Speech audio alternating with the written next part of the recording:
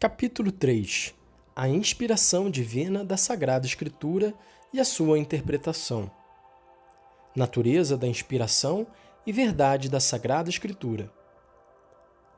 As coisas reveladas por Deus, contidas e manifestadas na Sagrada Escritura, foram escritas por inspiração do Espírito Santo.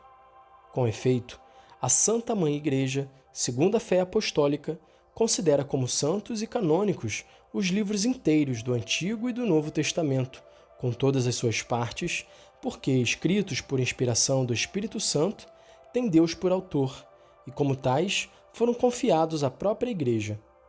Todavia, para escrever os livros sagrados, Deus escolheu e serviu-se de homens, na posse das suas faculdades e capacidades, para que, agindo Ele, neles e por eles, pusessem por escrito como verdadeiros autores tudo aquilo e só aquilo que ele queria.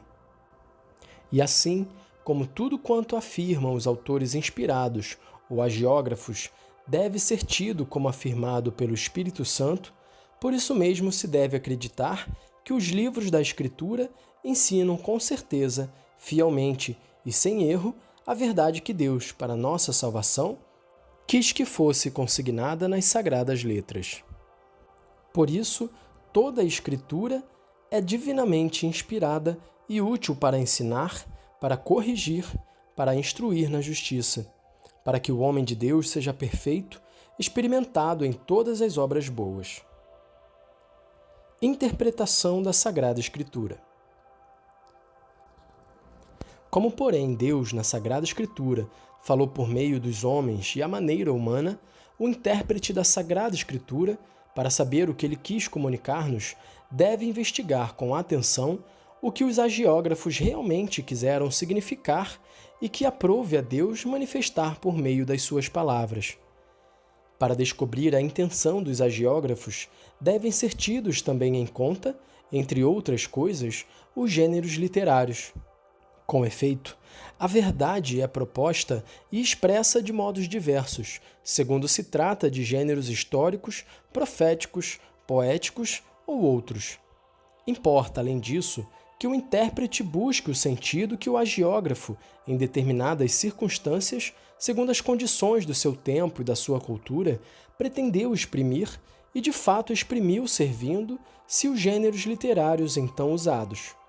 Com efeito, para entender retamente o que o autor sagrado quis afirmar, deve atender-se convenientemente quer aos modos nativos de sentir, dizer ou narrar em uso nos tempos do agiógrafo, quer aqueles que costumavam empregar-se frequentemente nas relações entre os homens de então. Mas como a Sagrada Escritura deve ser lida e interpretada com o mesmo espírito com que foi escrita, não menos atenção se deve dar, na investigação do reto sentido dos textos sagrados, ao contexto e à unidade de toda a Escritura, tendo em conta a tradição viva de toda a Igreja e a analogia da fé.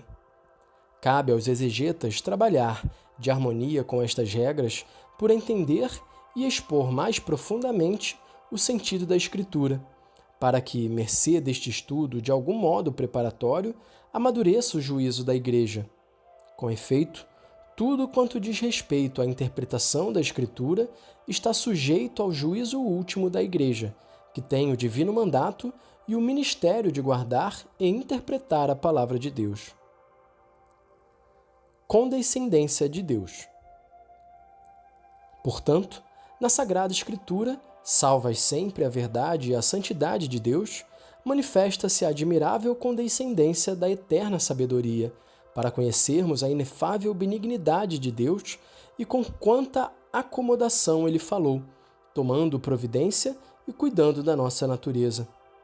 As palavras de Deus, com efeito, expressas por línguas humanas, tornaram-se intimamente semelhantes à linguagem humana, como outrora o Verbo do Eterno Pai se assemelhou aos homens tomando a carne da fraqueza humana.